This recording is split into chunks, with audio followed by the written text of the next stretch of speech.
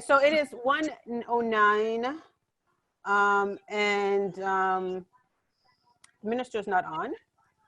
So Ian? Yes.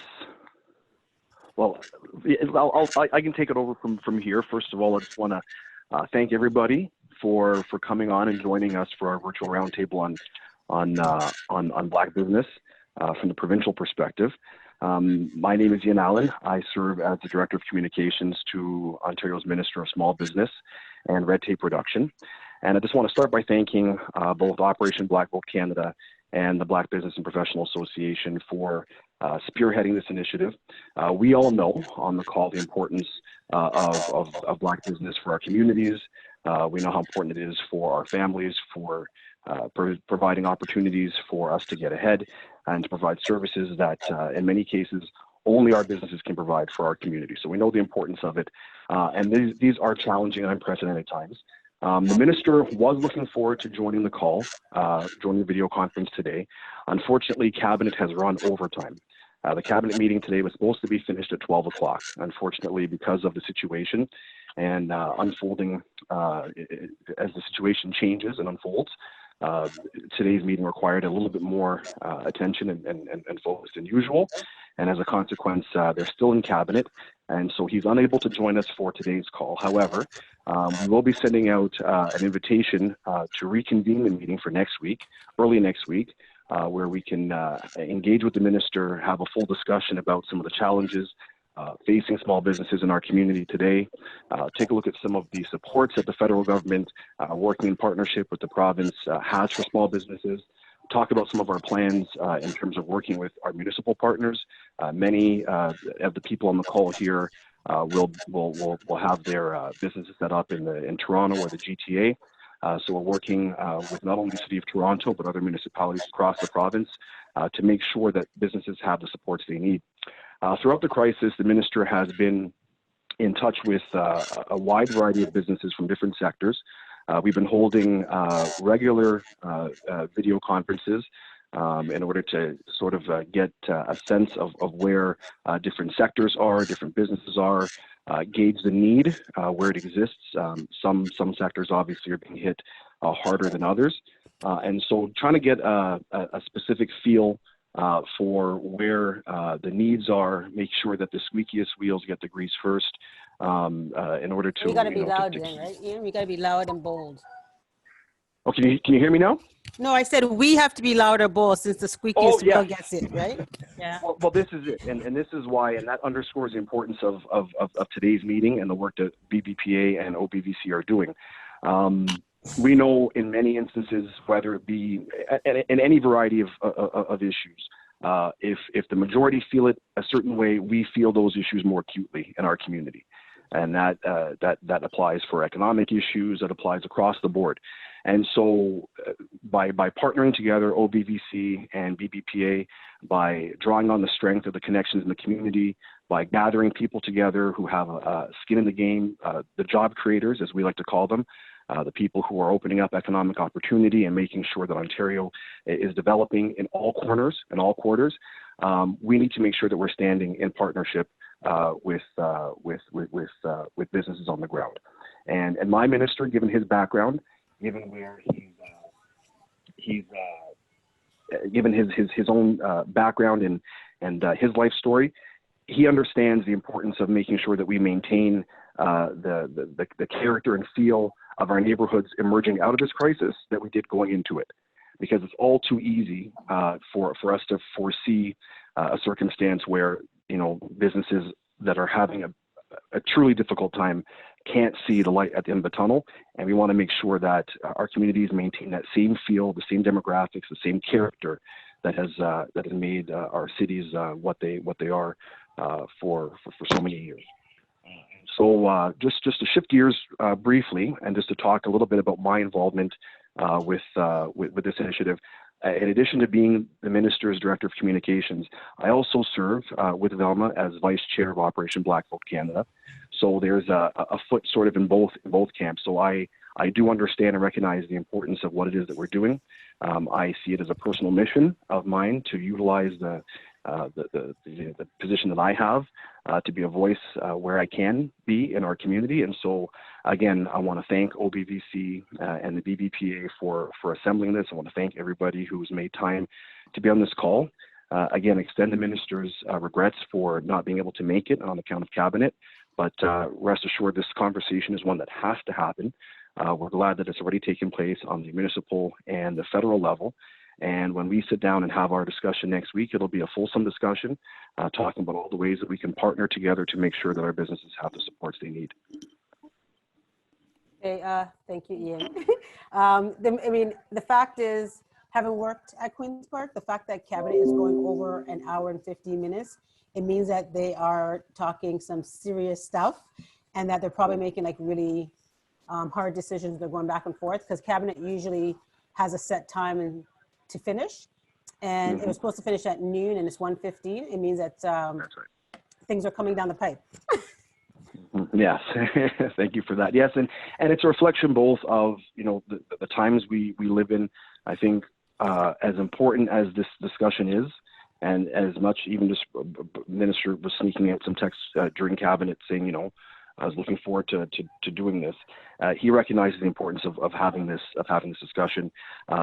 The discussions that he has with stakeholders on the ground, whether they be mom and pop shop operations, 1 or 2 employees, or a small business that runs up 75 to 99 people, the discussions that we have, he's taking them back to our office, to our deputy minister's office. He's taking them back to our federal counterpart, Minister Mary Ng, who again, thank you for organizing that great discussion from last week. But this is going to be an essential part of making sure that government understands the needs of Black business. They won't understand what it is that we need on the ground unless we're telling them what it is that we need. And so calls like this, events, initiatives like this, ongoing, not just one and done, but ongoing as we try to navigate this crisis is going to be critical for making sure that we have a finger on the pulse of the needs of Black business so that we come out of this crisis stronger than when we went in. And so, again, thank you, Velma, for understanding, and for everybody else understanding that this is an unprecedented time. And as the situation develops and as the government works to get a handle on first the health crisis and then the economic crisis, because we cannot fix the economic crisis until first the health crisis is solved. Rest assured that we are working toward it, and the minister will have updates for all the businesses on the line come our meeting next week. Okay, so I guess we'll touch base offline just to figure out when the minister's available. And I'm thinking perhaps if we did it after hours, only because if we do it during the day, there's always going to be like a cabinet minute or a caucus meeting or something. Right. But if we did it like after 6, where things are a little bit more quiet down, maybe we can look at that time frame. Yes. But he won't be called to, he won't be called to cabinet at 7 o'clock, right? No. If that's the case, then everybody better run for the hills. right. Things are really getting serious. Yeah. But no, I think that's a good plan. What we'll do is the same way the invitation was sent out to membership for the first round. We'll just send an amended invitation with a new date and time proposed, and we'll make sure that we have the discussion that this circumstance deserves. Yeah, great. Okay. Ian, I want to thank you and do thank the minister, and we completely understand, and we're looking forward to reconvening next week. We will also have the questions because we have a lot of our business partners and members here online with questions around the pressing need that we have in the Black community right now. And so we will have these questions sent to you and in preparation and to get ready for the call next week. Thank you. Perfect. Thank you so much. Is there room for an Ian specific question? Yeah, I have a quick question for him as well, if that's okay. Yeah. Not for the minister, for Ian. Hot seat, sure. Ian, hot seat. Make So, sure you have your book. All right, I'm ready. All noise, you said the squeaky wheel gets the grease, but all noise is not created equal. So my question to you, looking ahead to next week, what are the best, if you want to call it that, the channels through which to shout so our noise is heard loudest? Mm-hmm. Well, that's an excellent question, and you're right. In a perfect world, the help would be completely allocated to those with the greatest need. But again, it does many times fall to those who make the most noise. But that just underscores the importance of what we're doing here. And if I could just maybe take off my political hat for a moment and just speak from the OBVC perspective, I've seen firsthand what happens when the community gathers together to make a bunch of noise. And when we're speaking with one collective voice, or when we're approaching a problem with, being united in purpose, we are able to amplify our voice exponentially louder than what our numbers even would indicate. And so by partnering together with two organizations who have been at the forefront, the BBPA, for 4 decades, working on the front lines, making sure that the needs of our community and the business file are being heard. OBVC, again, being the premier organization for organizing politically for our community at all levels of government, I am hard-pressed to find a better mechanism for us to be able to channel our concerns than what we're doing currently. As a testament to the work that's gone on so far, to be able to organize meetings with all 3 levels of government specifically for our community on this issue is a remarkable feat. I see the meeting requests that come in for our office on a regular basis, and as much as we're going through the list and making sure the lines of communication remain open and we're engaging, the fact that OBVC and BBPA were able to score substantial meetings with all 3 levels of government, it means that we're doing the right thing. And we are channeling our voice in the right direction. And by making sure we've got questions, by making sure we keep the lines of communication open, we're in a good position to make sure that our concerns are not being ignored and that Black business is not being left behind. I thank you for that, because actually that was one of the questions I was actually going to have. Truly, historically, if we look historically, you know what? Oftentimes, our community can make the noise, but we're oftentimes not given not given the salve to solve that pain. So in addition to what we're doing right now, is there anything that we can do collectively, or is there any programs that as we can begin to whether put the building blocks in place so that we can be best positioned to really take advantage, not take advantage, but have access to funds? Because you were directly clear earlier on when you said the squeaky wheels gets the most noise, and oftentimes our community may hear of things, but because we don't necessarily have the connections or knowledge or trust of the system, oftentimes we're the last to get the resources, which are often exercised quickly on the first come first served basis. So before you answer that, Ian, I think also when you say the squeaky wheel, it depends on how you squeak, right? Are you squeaking in a way where they could listen to you and understand you, and they think, okay, you're worthy of this? Or are you speaking in a way where you're being disrespectful and they want nothing to do with you, right? So I think the way we approach it also determines what we get and how we get it. Fair. Ian? That's it. And just to that point, is there anything over and above what we're doing right now that we can do in addition that would help expedite our success as a community? Right. Now, what I would say, and this is now me speaking personally, I think in this interim period, as supports are made available, and as they continue to release information on how to access the supports, my personal advice, and I'm not a business person, but my advice would be in this time to start arranging all the documents to qualify.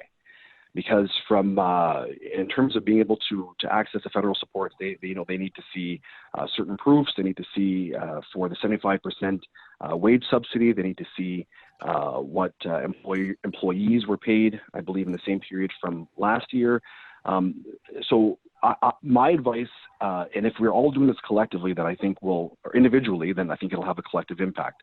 If we're doing the things necessary to make sure we can get quick access to those funds. And some of that might require just sort of a roadmap that we're working on currently on how businesses can access those supports. And I'd like that to be ready in time for our call next week. But even still, as a follow-up piece, it wouldn't be a problem to come as a follow-up piece. But something to support community business in terms of making sure that we don't waste time trying to navigate the system and instead spend our time accessing the help that we need now. And so making sure that we're prepared to hit the ground running is probably the best personal advice I can give. From the ministry perspective, from the minister perspective, we will be looking to produce materials that make it easier, that kind of point people in the right direction, in terms of website supports, in terms of federal resources, in terms of access information as policies unfold and continue to change. We want to make sure there's a one-stop shop, a one-window approach where businesses can go, look, determine what they need to do, and complete the process. Great, thank you. And I see we have Chris Alexander on the line. Is that you, Chris? It is me. Jump up How on are you? wine. Jump up on wine. Yeah, what's going to happen to the jump up? Have you guys taken a decision on that? I know this is not this call, but Regardless, we're going to be jumping up at some point when this is over, so keep it in your back pocket. we can do a virtual. We can plan to do a virtual jump up. Exactly. This is gonna come out soon, don't worry. Yeah. Okay. Well, for you guys don't know, Chris is on the executive of Toronto Caribbean Carnival. Yes. Any other questions for Ian before we go? Ryan, are you good? Everybody? Just one more. Going back to Chris, are there any websites, or talking about getting things ready, are there any websites that the government has available now, to Anton's point, that we should be familiarizing ourselves with? Yes, and what I will do following this call, thank you for the question, is I will send the links and the resources to Velma and Nadine, and then they can reply to the RSVPs that came in and make sure that that at the very least people can start to explore the resources and see what it is they have to do. So yes, we'll make that available. Thank you for that. Ian, this is public, right? So can Nadine post it on her website? The information? The access to supports? Yes, public, right? Hello? Yeah. Yes, absolutely. Yeah. Yep. Hi. Okay, so Nadine can actually post it on the BBPA website as well. Right. Yeah. Okay. Hi, Ian. All right. Can I, thank you, can I ask- everybody. Oh, can I ask a Yep, there's question? one more. I think there's one more. Yeah. Yeah. Kofi? Ian, so first of all, thank you very much for making yourself available. Hopefully we can all join again. My question is specifically to you and any other civil servants or staffers who are trying to help the Black community. Has this issue of specific support to the Black community been put forward to the government? And is this something that will be discussed in sort of a focused and deliberate manner, or are we going to be talking about basically accessing sort of general supports, much like other communities will have to in light of COVID? Like, what I mean is specifically, are we taking a lens that identifies the specific challenge of the Black community here as government response, or is it going to be more of the sort of? No, and I appreciate. Yeah, no, I appreciate the question. It's fair because typically that has been how many of our challenges have been addressed. It's a one size fits all approach, and if we happen to benefit, well, then we get lucky, and if not, well, then that's just too bad. But in this particular instance, given the fact that it's an all options on the table, all hands on deck approach, I don't want to scoop part of the minister's discussion for next week, but we were looking at economic opportunity zones, which in a sense demand that we look at this on a case-by-case basis or a region-by-region basis or an area-by-area basis, as opposed to this is what we're doing for the province of Ontario and best of luck. And so there are zones, obviously, where we're concentrated and we have more of our business and we contribute more of our economic development to. And there are certain areas that will be harder hit as a consequence of what's happening now. And so looking at specific plans, tailor-made plans that can help certain zones and regions to come out of this crisis is something that we're looking at. So as far as it just being a province-wide approach and hope for the best, that is not how we are how we're focused on this. So, but just an added point to that question: is government asking for information from the Black business community? Has there been any effort to try and find disaggregated information, to contact resources, or to find data that would support some kind of targeted approach to the Black community this work? Well, this is where I think as I said before, the work that we're doing here comes into place. There isn't one voice that speaks for Black business, but as far as there is a voice speaking to the needs of Black business, this is it. And this, I don't mean to say this is it in terms of scope. I'm saying in terms of this where we're at now, and the efforts to make sure the government remains connected and attentive to our needs. This is our attempt. This is our moment to essentially make sure that Ottawa, Queen's Park, City of Toronto know, and other municipalities obviously, know what it is that we need, and know that we're making the case that the business supports are necessary. We're going to be losing a great deal of economic development in key areas if we don't stem the bleeding now. If we don't take action now, by the time we come out of this crisis, however long it takes, we don't want the issue to be so far on that by the time this clears, our community businesses are no longer there, so changing the essence and the nature of our communities. So right. There is a specific focus to do this on a targeted basis, and taking the conversations that we had with Minister Ng, I should say, that the group, that this virtual roundtable presented to her, that we presented to the deputy mayor, that we'll be discussing with the minister next week. All of this, because all these people are in communication, all of this is what will inform how we continue to address the challenge. Yeah, thanks, Ian. And one of the pressing questions I have, so the BBPA launched a 24-hour support line for Black businesses to call with any concern they have.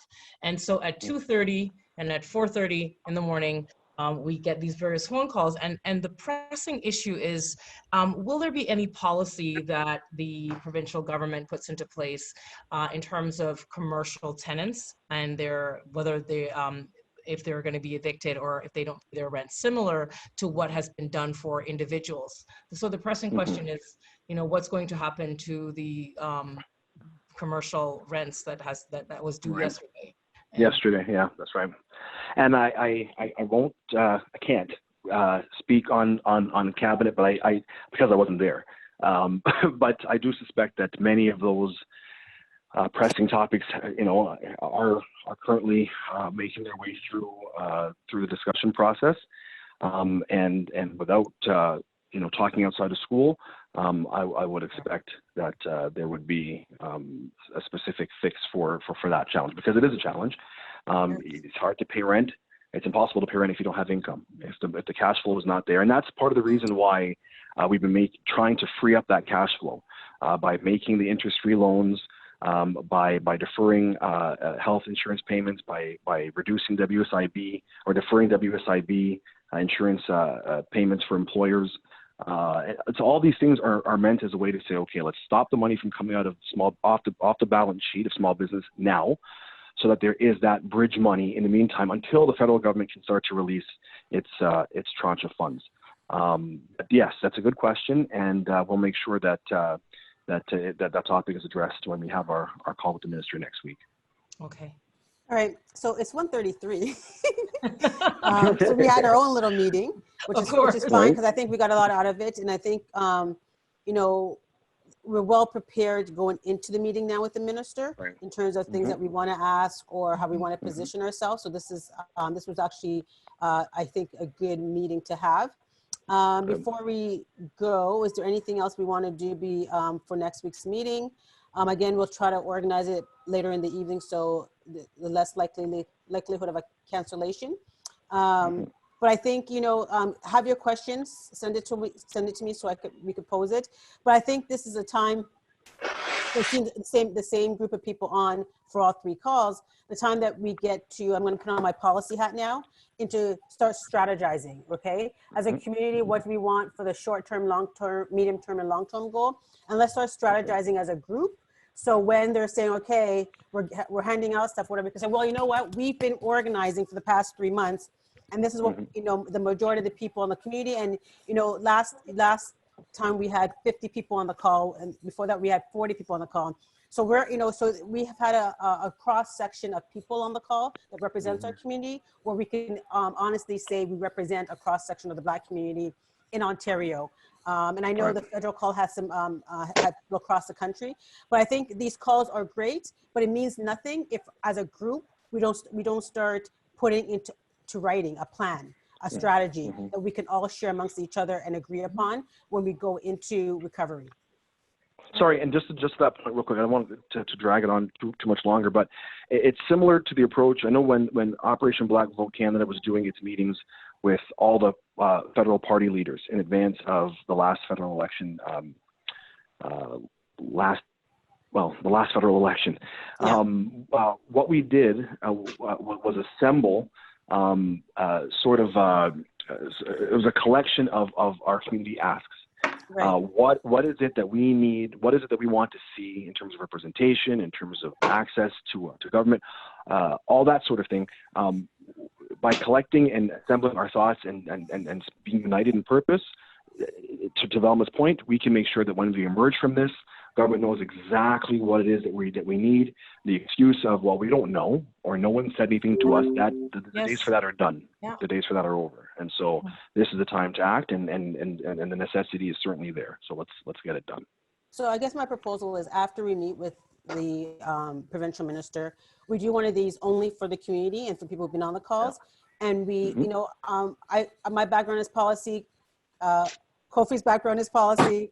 We could get Ian on as communication, and we kind of formulate something that we can have in writing that we can distribute to everybody on the call to agree upon. So we have a blueprint to start working towards. Yep. And I have the assurance also, because we have done some engagement, some community-based engagement on business. What it is we need, we have the support, and you'll hear this from him out of his mouth directly next week. We have the support of the minister. We have the support of the minister. So once we get this done, it will not be an issue for us to assemble a group, to sit down, to make this presentation, a formal presentation to the minister, and utilize the resources we have. Like I said before, I'm not sure if people know his background, but being a representative from Brampton, a diverse community, being the first Turban Sikh to serve in cabinet, you know, he's grown up understanding the importance of making sure that, you know, the Ontario that we understand exists is reflected in policy, in our economic policy, in everything that we do. We want to make sure that that the diversity of who we are is reflected, and it's not just about lip service or tokenism. It's about making sure that we have access to the supports we need to get ahead. And so we have an ally in the minister, so that's a positive. And please use resources in the community. Use me. I'm going to volunteer Kofi. You know, use Ian. We've done policy before. We know how government works. We know how to communicate with government. We know points of access to get in. So please use us. That's what we're here for. Kofi, you could opt out if you want to, but you know, please use us. I'm in. Okay, so please use us, because we do have the access, and we understand the levels, the layers, and how to get through the layers. You know, if there's anything that you need from us, and, you know, and Ian's our inside guy. We also have Kevin, who's also an inside guy. So, and we have Nicole on our board, who is an inside guy, inside woman on federally. So we do have insights in to get information that you need. Information that you need right now might be a little bit slower, but we'll definitely get it to you. Yeah, great. And thanks for that, Velma. You know, I think, you know, our treasurer says in the worst times, great relationships and partnerships can be forged. And I think these, you know, just this call and just the outreach we've had to various associations and people like Operation Black Vote Canada, which we've had a great relationship with, but just utilizing the services and understanding what each organization does, being able to use that collaboratively to move the Black agenda forward. And, you know, not just in the business space, you know, Ryan and I and others on the line, we sit in the business, but what we're realizing through this pandemic is that there's going to be a lot of collateral damage, if you will, outside of just the business environment in terms of the health area. There's going to be a lot social services to deal with there. 100%. Yeah. Okay. Trying times, unprecedented, but we're going to get through this. Ryan, you're unmuted, but I think you've muted yourself. Ryan, yeah, did you have a comment, Ryan? I saw you saying something. Go ahead. No, just to piggyback what you're saying, that yeah, the people that were running businesses are now going to need the social supports. So how to bridge that and that mental anxiety of that type of transition, and recovering from that, and then starting back a different business or the same business in a different way is going to be an interesting timeline. That's it. And to that point, Ryan, I think what we can do as well, of course, people, have put their time, their sweat, their tears, they've sacrificed to build the businesses they have. But as you suggested, what things look like on the other side, there's some uncertainty. And so what we also want to do is make sure that people who have the ideas or the desire to either change businesses or open up a new business in the aftermath of this, that they have the supports they need as well to hit the ground running. That we look for not only a way to fix the challenges that we face, obviously first and foremost, but also look for whatever opportunities exist once we turn the corner. And one quick thing, I was curious if you've seen any other communities create one point of contact. I know one of my questions I gave to Velma was, could an organization like the BBPA be the point of contact for the Black businesses, so that you don't have hundreds of Black businesses trying to contact you or the minister with questions? It's now can be dispersed, and even for funding as well. Could emergency funds be set up with one point of contact? Right. But to that point, I think it speaks just to the work and to the reputation of the BBPA, and obviously to the reach that OBVC has. But to be perfectly honest, many levels view this as the window. There's once you've dedicated yourself to a single mission for 4 decades, you've built up a reputation. People know what you do, and as a consequence, there's been a buildup of trust in the community, and so. To be reaching out, I mean, all hands on deck, and I'm sure that the BBPA is working in partnership with other businesses on the ground. But you're right, we speak loudest with one voice. Yeah.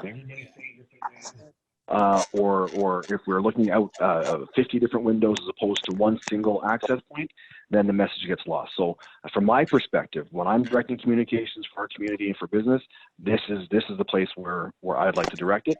And then we expand the reach, and not to say that it's the only place. We reach out online and using our communications mechanisms to make sure we cast a wide net. But in terms of that single, that one window, we're looking at it.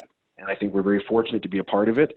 Obviously, it would be better if circumstances weren't so dire. But there's an opportunity here for us to serve our community, so we'll take it.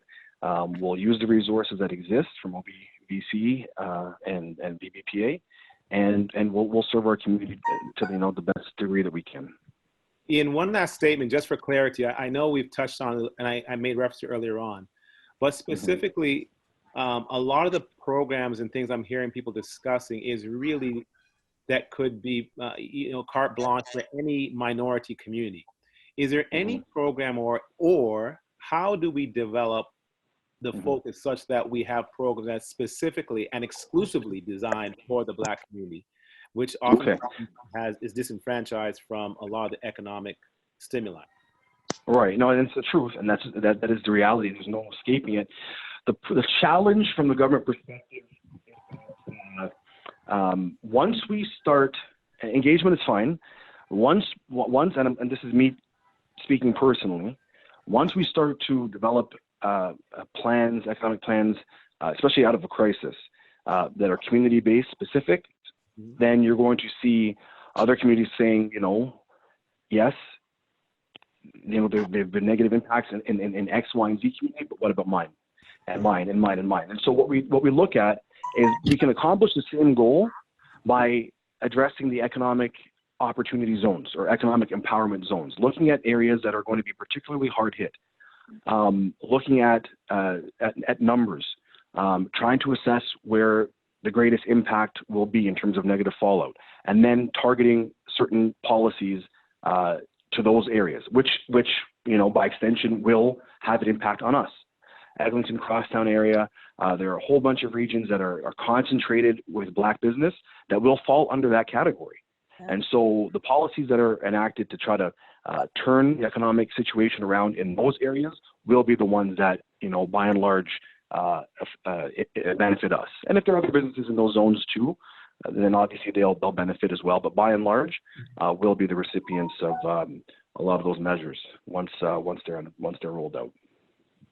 Fair. One last question, and I don't mean to pepper you by any stretch nor means. No.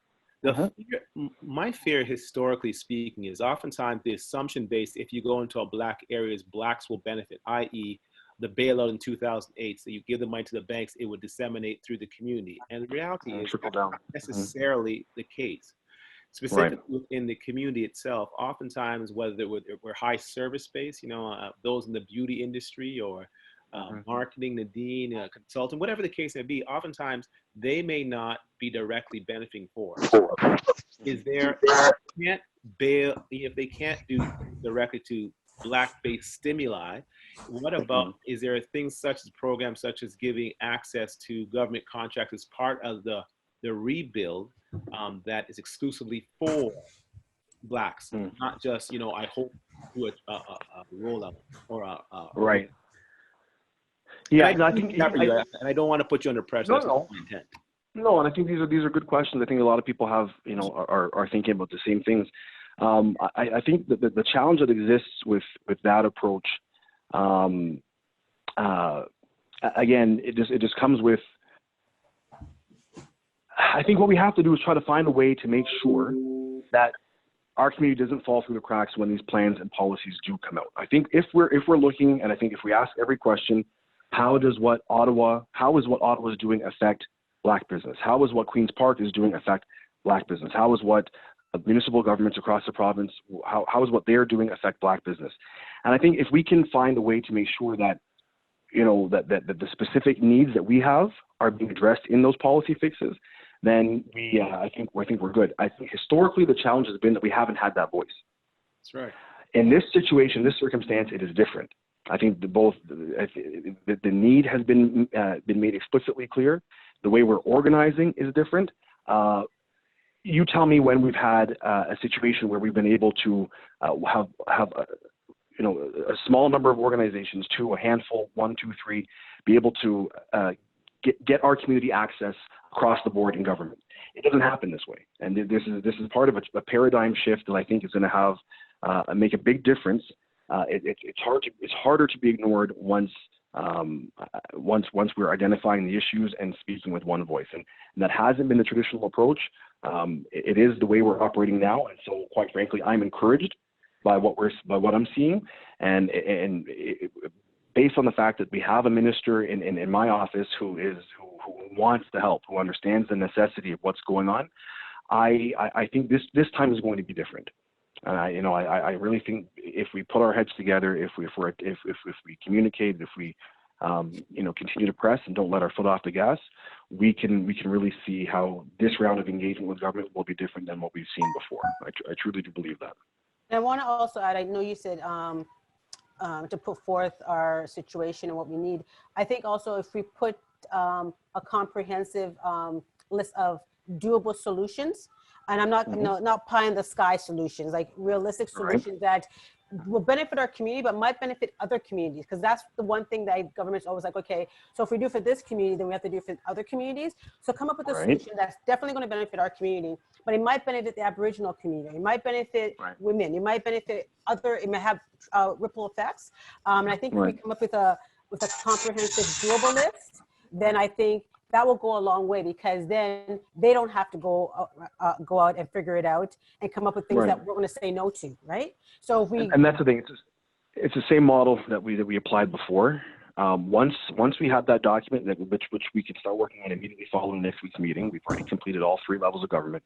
That will be the document, the working paper, the white paper, whatever you call it, that informs the discussion that we have with government. So as this crisis continues, this is not going to be one and done. The work that OBVC and BBPA are doing is not just to have a set of 3 meetings and then hang up the phone and go back to life as usual.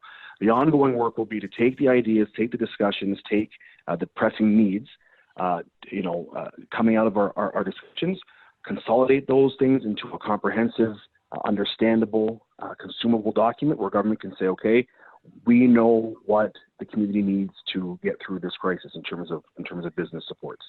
Right now, it's a government-wide approach. It's federal, it's provincial, it's municipal. It's just doing what needs to be done for Canada, for Ontario, for the cities. In order for them to know what we need as a community, we have to tell them what it is we need. And having these discussions is part of it. But I think to Velma's point, having that comprehensive document at the end to be able to sit down with different ministers, different deputy ministers' offices, the people who are making the policy, and say this is what it is that we need. That's an advance us in great ways. Right. Okay, we've been on for. Appreciate the feedback. Yeah. Good. No, it's Okay. great questions. Yeah. All right, so Ian, we'll talk offline. You'll send me dates. Okay. Nadine, I'll send them to you. We'll redistribute the flyer. Yeah. And we'll reconvene again.